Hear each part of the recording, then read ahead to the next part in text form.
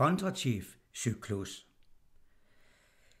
Kondratiev publicerede beviserne for de økonomiske cyklus tidligt i 20'erne i Sovjetunionen. Han forudså den store depression i 30'erne. Hans teorier og beviser herfor blev ikke anerkendt af kommunisterne, på trods af, at disse forudså dommedag for den vestlige økonomi. Måske fordi han samtidig meget klart også forudså 2 kommende cyklus. En periode med opsving, en periode med velstand, der samlet genvandt vestens økonomiske styrke. Og Kondratiev faldt i unåde og blev sendt til Sibirien. Den 3. og 4. Kondratiev-cyklus er afsluttet, og vi er næsten ude af den 5. cyklus, og foran os ligger den 6. Kondratiev-cyklus, med den velstand, den kan bringe. Årsagerne, der forklarer en cyklus, er meget komplekse. De optræder i et periodisk mønster af 4 individuelle økonomiske trends. Disse trends relaterer sig ikke til solstrålehistorier, men om hvordan mennesker organiserer sig for at kunne kontrollere efterspørgselen i markedet. Vestens økonomiske supervismænd og moderne undervisning i økonomi ser helt bort fra Kondratievs teori om en underliggende menneskeskabt fænomen som årsag til de 4 trends.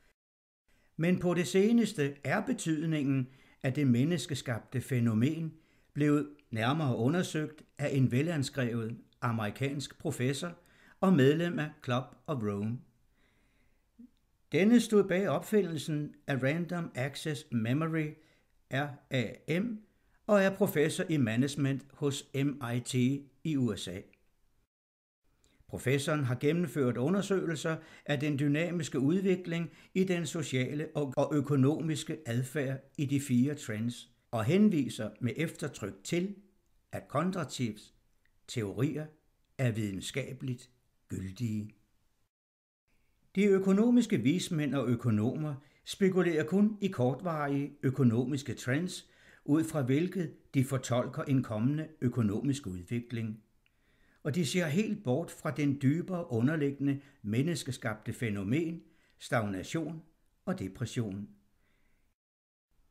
Professoren indikerer, at den nuværende økonomiske udvikling på mange måder minder om optakten til den store depression for 55 år siden, hvor også den underliggende teknologiske vækstbølge blev stoppet.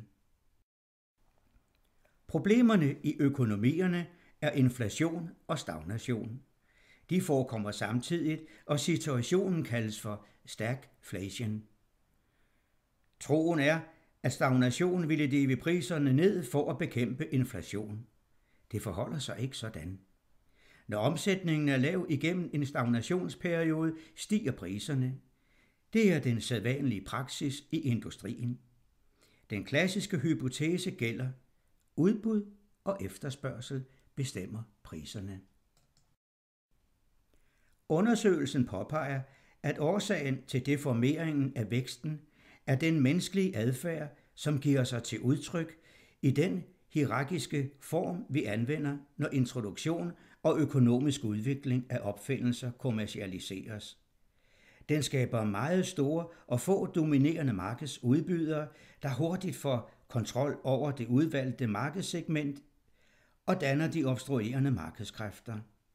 Deformering af den teknologiske vækstbølge sker løbende over velstands-, stagnations- og depressionsperioden og har en varighed af omkring 30 år.